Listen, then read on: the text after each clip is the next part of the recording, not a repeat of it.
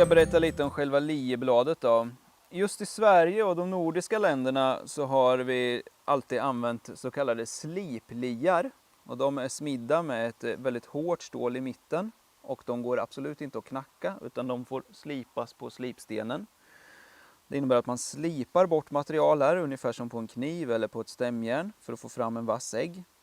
Och därefter måste man bryna och då får man bryna på hela slipfasen här för att behålla den. Annars blir det runt väldigt snabbt.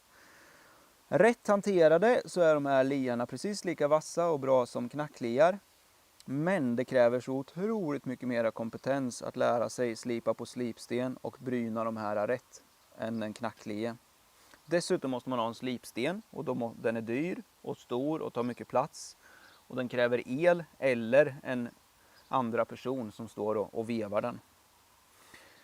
Jag har slagit professionellt med slipliar i många år i mitt team där vi jobbar med vårda ängsmarker. Men den stora revolutionen i vårt företag det kom när vi faktiskt gick över på den liemodellen som resten av världen har kört med i alla tider och det är knacklien. De känns ofta igen att de blir lite bredare här nere på slutet, vilket också är väldigt smart för att det är egentligen den här delen av lien som man slår med mest, som tar mest stryk och som man bryner mest. Så därför så försvinner större delen av den här delen av lien fortare än den ute i spetsen.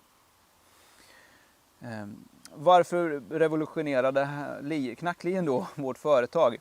Jo, framförallt är det för att den inte behöver slipsten och vi far runt på olika ängar och slår hela tiden och det är svårt att ha med sig slipsten eller hitta slipsten.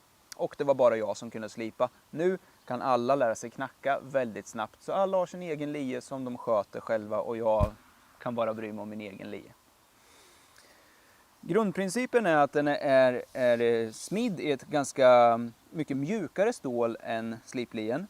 Och när man sen knackar här ute på yttersta delen av äggen så gör man någonting som heter deformationshärdning. Det är alltså att när man slår på stålet så blir det hårdare. Så du har ett ganska mjukt stål och sen precis ute där det är vasst här, eller där på änden där det är vasst, där är stålet väldigt hårt. Det här gör att du får en väldigt tunn och smal och fin ägg att bryna på. Och den äggen är också då mer tolerant mot om du någon gång bryner lite fel. Eftersom den är smal. Alltså fel menar jag att man bryner för brant. De här knacklierna är också de enda som faktiskt finns att köpa nytillverkade nu för tiden. Det görs inga bra sliplia längre, man får hitta gamla.